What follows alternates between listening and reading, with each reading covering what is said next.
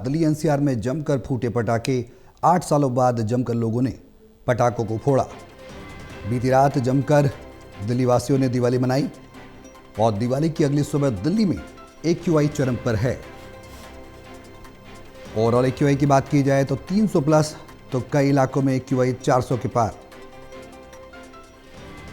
पटाखों के इस्तेमाल के बाद आज सुबह प्रदूषण को लेकर चिंता बढ़ी।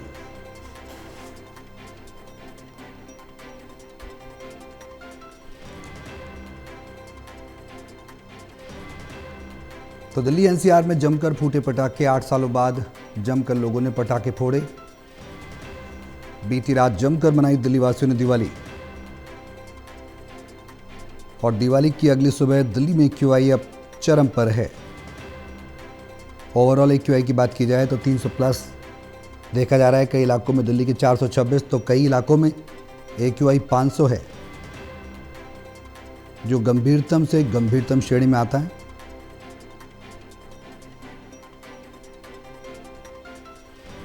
और जाहिर सी बात है, जो एक्सपर्ट थे वो इस बात का अंदेशा भी जता रहे थे कि दिवाली के बाद वायु प्रदूषण और गंभीर चुनौती बनकर दिल्ली एनसीआर वासियों के लिए खड़ा हो सकता है, और वो परिस्थिति अब बनती नजर आ रही है। हालांकि सुप्रीम कोर्ट के दिशा निर्देश जरूर थे कि ग्रीन क्रैकर्स का ही इस्तेमाल किया जाए और एक समय भी निर्धारित किया गया था। हमारे सहयोगी विशाल सिंह हमारे साथ दिल्ली से फोन लाइन पर जुड़ गए हैं, सीधे उनका रुख करेंगे। विशाल, क्या कुछ अपडेट है, अब मौजूदा स्थिति क्या है? सौरभ, देखिए, कल रात दिवाली थी और दिवाली पर जिस तरह से सुप्रीम कोर्ट ने इजाजत दी कि ग्रीन पटाखों को फोड़ा जाए, उसके बाद दबाकर जो है दिल्ली वालों ने पटाखे जलाए हैं। उसका असर अब जो है दिवाली के अगली सुबह यानी आज सुबह देखा जा रहा है। खासतौर पर दिल्ली के जो आसमान है उसमें स्मॉग और पॉल्यूशन की एक लेयर जो है वो कहीं ना कहीं नजर आ रही है, जिस वजह से विजिबिलिटी लेवल जो है वो कई इलाकों में काफी नीचे गिर चुका है। और अगर एक्यूआई लेवल की बात की जाए तो दिल्ली का जो मौजूदा ओवरऑल एक्यूआई है वो 300 के भी पार दर्ज किया जा रहा है। वहीं कई इलाके हैं, आनंद विहार, नजदीकपुर, बवाना, इन इलाकों में एक्यूआई लेवल 400 के भी पार दर्ज किया गया है।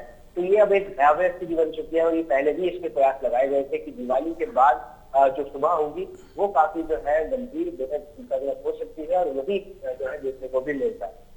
बिल्कुल विशाल, अब आगे चुनौतियां काफ़ी हैं। सरकार की तैयारियों की बात की जाए तो वो अब क्या नज़र आएगी, क्योंकि हर साल देखते हैं हम प्रदूषण कहीं ना कहीं गंभीर और विकट परिस्थिति बनकर खड़ा हो जाता है दिल्ली एनसीआर वासियों के लिए। हालांकि ग्रीन क्रैकर्स का इस्तेमाल किया गया था, जो गाइडेंस दी गई थी सुप्रीम कोर्ट के द्वारा। बिल्कुल, देखिए, ग्रीन क्रैकर्स बेचे भी गए और काफी जो है खुलेआम ग्रीन क्रैकर्स की सेल हुई, क्योंकि जिनको लाइसेंस मिला था केवल उन्हीं को इजाजत थी ग्रीन क्रैकर्स बेचने की। लेकिन यहाँ पर देखने वाली बात यह है कि सुप्रीम कोर्ट ने जो समय निर्धारित किया था वो 8 से 10 का था, जो इस दौरान पटाखे फोड़े जा रहे थे। लेकिन जो पटाखों की फोड़ने की जो अवधि रही वो 11-12 बजे के बाद भी चलती रही।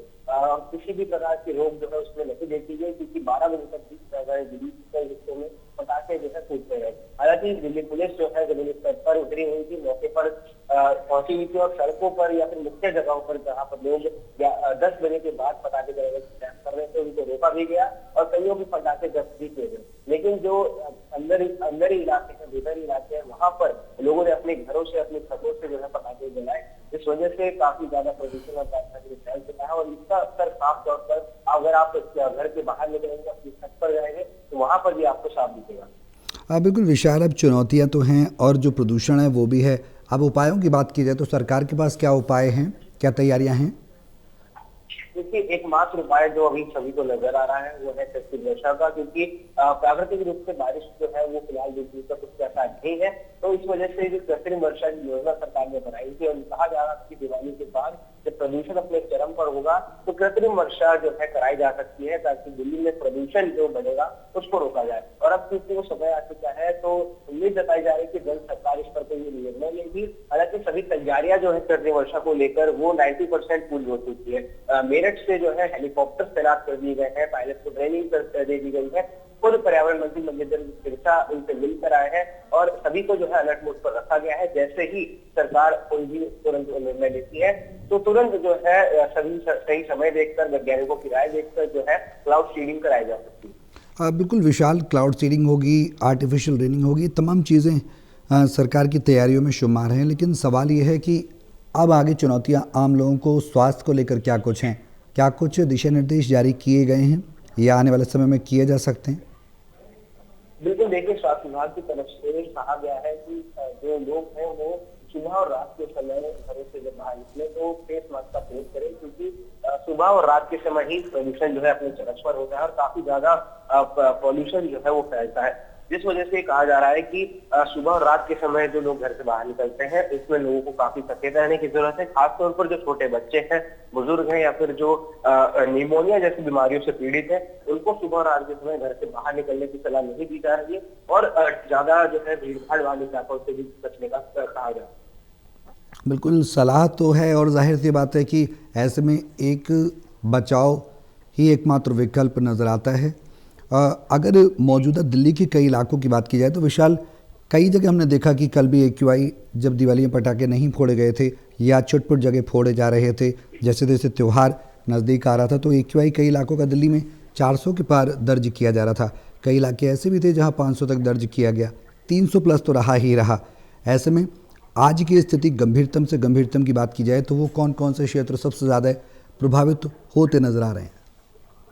देखिए, जो इंडस्ट्रियल एरिया है और जो खासतौर पर हॉटस्पॉट माने जाते हैं जैसे बवाना, वजीरपुर, अलीपुर और आनंद विहार, इन इलाकों में AQI का जो स्तर है वो पूरी तरह से डेंजरस कैटेगरी में पहुंच चुका है, रेड जोन में पहुंच चुका है और 400 के पार भी AQI लेवल जो है दर्ज किया गया है। वहीं अगर ओवरऑल AQI की बात करें पूरी दिल्ली की तो वो भी वेरी पुअर कैटेगरी में जो है बना हुआ है। ओवरऑल AQI ही लगभग 350 के करीब इस वक्त दिल्ली में बना हुआ है। अब इसका असर जो है काफी ज्यादा विजिबिलिटी पर भी पड़ा है, क्योंकि आसमान में ही साफ तौर पर जो पोल्यूशन की लेयर है वो देखी जा सकती है। वहीं अगर विजिबिलिटी की बात करें तो पालम का जो रेडार स्टेशन है वहां पर मात्र 600 मीटर की विजिबिलिटी जो है वो दर्ज की गई है, जिसके बाद जो काफी धुंध वहां पर जमा दिख रही है। और ये 600 मीटर विजिबिलिटी का मतलब है कि अगर आप सड़क पर खड़े हैं तो वहां से आपको 600 मीटर के बाद का जो भी नजारा है वो पूरी तरह से धुंधला दिखाई देगा।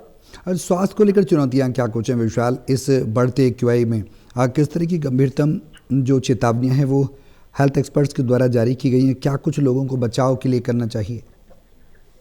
देखिए, लोगों से यही अपील की जा रही है कि आप सुबह और रात के समय जो है जितना कम हो सके और क्योंकि अब ठंड भी धीरे धीरे बढ़ने लगी है तो गर्म चीजों का सेवन करने की भी सलाह जो है लगातार लोगों को यहाँ पर दी जा रही है। बिल्कुल विशाल, जो बचाव के साथ साथ अगर और आगे तकनीकी पहलुओं को अगर हम देखें तो इस बार क्या दिल्ली NCR तैयार था? जिस तरह से दिल्ली सरकार काम कर रही है, एक लंबे अरसे के बाद BJP की सरकार शासन में है, क्या ये तैयारियां थी कि दिवाली पर या दिवाली के बाद ऐसी स्थिति बनेगी तो उससे इस तरह से निपटा जाएगा कि एक ब्लूप्रिंट तैयार किया गया? बिल्कुल, देखिए डिक्लेयर एक्शन प्लान जो है वो दिल्ली सरकार की तरफ से तैयार किया गया है। इसमें 25 अलग अलग बिंदु जो है मिलान किए गए हैं, जिसमें दिवाली के बाद बढ़ने वाले प्रदूषण का भी जिक्र हुआ था और ये कहा गया था कि अगर दिवाली के बाद प्रदूषण बढ़ता है तो कृत्रिम वर्षा का जो योजना है जो बनाई गई है उसको अमल किया जा सकता है। वहीं दूसरी ओर वाटर स्प्लिटिंग का छिड़काव लगातार दे रहा है। ग्रैप का जो दूसरा चरण है वो लागू कर दिया गया है और उम्मीद जताई जा रही है कि ग्रैप का तीसरा चरण भी लागू हो सकता है, क्योंकि पॉल्यूशन जो है काफी ज्यादा बढ़ चुका है। विशाल, एक सबसे बड़ा सवाल वो ये है कि कहीं ना कहीं जो स्मोक टावर्स थे जिसकी चर्चा हमने देखा आम आदमी पार्टी की सरकार जब दिल्ली में थी सत्ता में तब भी सबसे ज़्यादा होती रही है। क्या स्मोक टावर्स को लेकर BJP की सरकार ने या रेखा गुप्ता की सरकार ने कुछ कदम उठाए हैं? क्योंकि एक स्मोक टावर को लेकर हमने देखा था कि काफ़ी सियासत भी होती रही। क्या स्मोक टावर्स बनाने की दिशा में सरकार अब आने वाले समय में काम करेगी मौजूदा स्थिति से कुछ सीख लेने के बाद? क्या लगता है? बिल्कुल, देखिए क्योंकि स्मोक टावर एक बड़ा मुद्दा जो है दिल्ली के राजनीति में रहा है। पिछले सालों तक हमारी पार्टी सरकार को घेरने के लिए स्मोक टावर का इस्तेमाल BJP ने और कांग्रेस ने मजबूत किया है, लेकिन अब क्योंकि सरकार BJP की है लेकिन जो स्मोक टावर थे वो आम आदमी पार्टी द्वारा बनाए गए थे, तो इसको लेकर जो है फिलहाल ये कोई भी अपडेट जो है वो सरकार की तरफ से नहीं दिया गया है कि क्या इन स्मोक टावर को फिर से ठीक किया जाएगा या फिर जो है नए स्मोक टावर बनाए जाएंगे। लेकिन इतना जरूरी है कि दिल्ली सरकार हर मोर्चे पर जो है काम कर रही है ताकि बढ़ते पोल्यूशन को जो है उसको खत्म किया जा सके और कंट्रोल किया जा सके। खासतौर पर जो सबसे मुख्य अभी जो हम कह सकते हैं जो सॉल्यूशन नजर आ रहा है कृत्रिम वर्षा का ही है, क्योंकि बारिश जब होती है तो ऑटोमेटिकली राजधानी का जो लेवल है काफी हद तक सुधर जाता है। तो इसलिए बारिश भी एक एकमात्र सोल्यूशन जो है पोल्यूशन को रोकने के लिए नजर आ रहा है। विशाल, एक सवाल है, सुप्रीम कोर्ट ने जो टाइमलाइन दी थी उस टाइमलाइन के मुताबिक तो ज़्यादातर लोगों ने दिवाली नहीं मनाई। कुछ लोगों ने जो समय सीमा निर्धारित की गई थी उसके बियॉन्ड भी पटाखों का इस्तेमाल किया, जैसा कि आपने भी जिक्र किया है।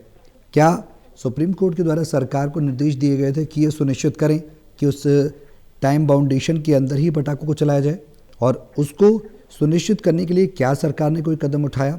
क्योंकि कुछ ऐसे रिमोट एरियाज़ हैं जहाँ पर सरकार के लिए भी एक बड़ी चुनौती बन जाती है, जैसे ग्रामीण क्षेत्र हैं, वहाँ पर लोग पता नहीं लग पाता कि सरकार को और पुलिस प्रशासन को कि कहाँ तक किस स्तर पर पटाखे फोड़ जा रहे हैं। इसको लेकर क्या कुछ तैयारियां देखने को मिलती रही हैं?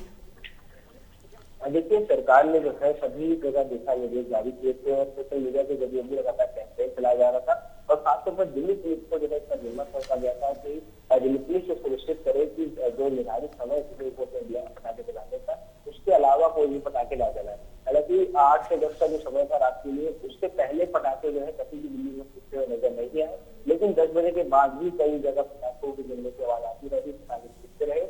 उस पर नियंत्रण पाना जो है हम कह सकते हैं दिल्ली पुलिस के लिए भी एक बड़ी चुनौती रहा, लेकिन दिल्ली पुलिस ने भी अपना 100% जो है लगाया, क्योंकि जमीन स्तर पर सभी आला अधिकारी मौजूद थे, कई दमकल कर्मी मौजूद थे, सभी की छुट्टियां जो है रद्द कर दी गई थी ताकि हर मोर्चे पर जो है कमान संभाली जाए। और कल हमने देखा भी काफी शांतिपूर्ण तरीके से दिवाली मनाई गई, लेकिन जो प्रदूषण है वो अब काफी ज्यादा बढ़ चुका है, तो ये चिंता का विषय बन चुका है। और अभी भी लोगों से अपील की जाती है अगर ठीक है, पटाखे बचे हो तो उसे वो जुर्माना ना देना।